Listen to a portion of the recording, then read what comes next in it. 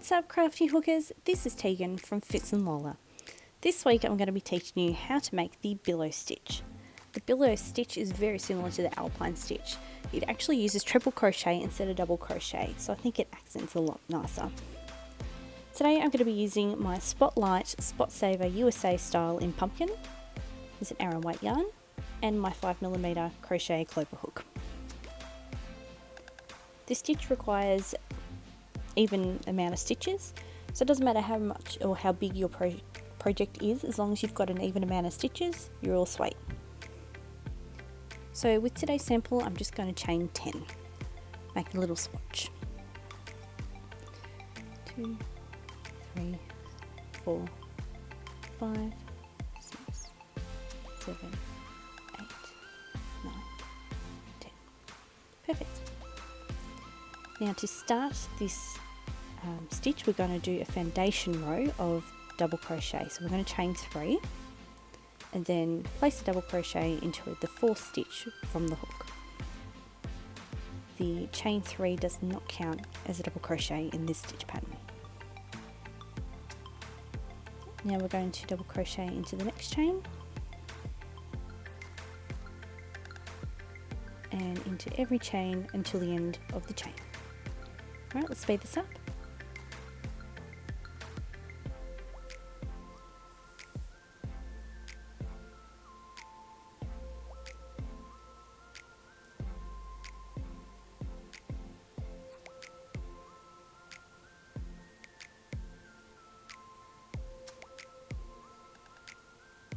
Double crochet into this last stitch, and this is our foundation row, which is a row of double crochets. Right, now we're going to chain 1 and turn. We're going to place a single crochet into the 1st stitch directly below the chain, then a single crochet into each stitch until the end of the row.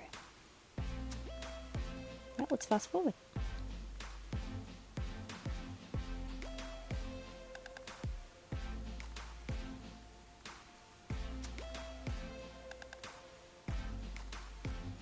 Right, next row we're going to chain 3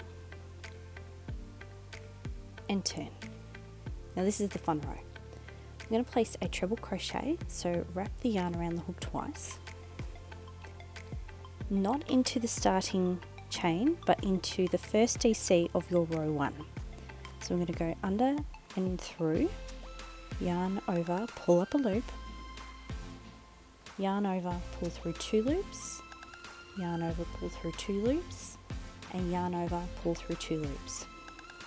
And this is your treble from post crochet. The next stitch we're going to place a double crochet. It's kind of hidden behind it, so it is the next stitch, but it just kind of hides behind the treble there. So I'll just place a DC here. If you just straighten that out, you can kind of start to see where we're going. So the posts are going to run over the 2nd DC, so not this one, but the next stitch. So we're going to leave one and then put a treble around this post here, so the 3rd one. So wrap it around the hook twice, go behind, pull, yarn over, pull up a loop, yarn over, pull through 2 loops, yarn over, pull through 2 loops, yarn over, pull through 2 loops. And then double crochet into the next stitch, which kind of hides behind it. Now if I straighten it out here, you can start to really see where we're going with the pattern. Right, triple crochet around the post, yarn over, pull up a loop, yarn over, pull through 2, pull through 2, pull through 2, and double crochet. Alright, let's go to the end of the row.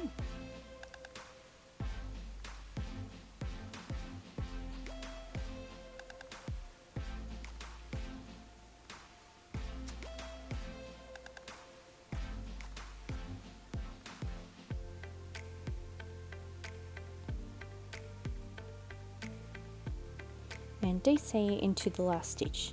You can also do this into the chain if you're wanting a more even look. Right, now let's do a chain 1 and turn, and again another row of single crochet. So make sure you pop that into the first stitch directly into your chain, and then single crochet into each stitch until the end of the row. And every second row is going to be a single crochet.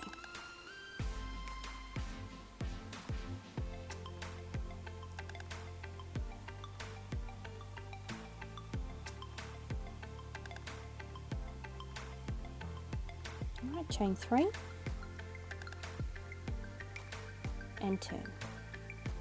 This is the final row to complete the billow stitch pattern. So instead of a treble crochet, we're going to start with a DC, or double crochet into the first stitch directly below your chain. So we're doing the opposite of what we did in the other row. And now do a treble crochet, but we're going to do it in the DC 2 rows below, in between the treble crochets.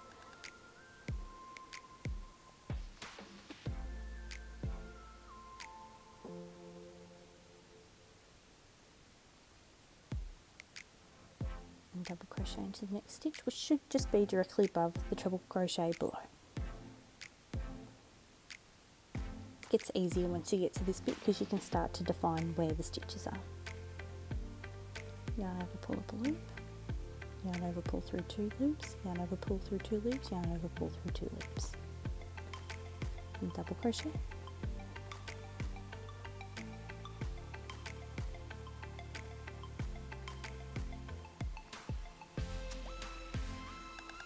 And treble crochet around the DC 2 rows below again, and double crochet until the end of the row.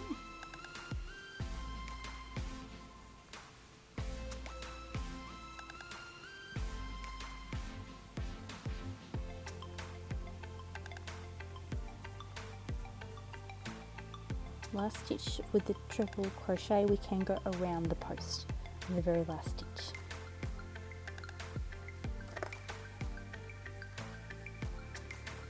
And that is the billow stitch, and this is our little sample.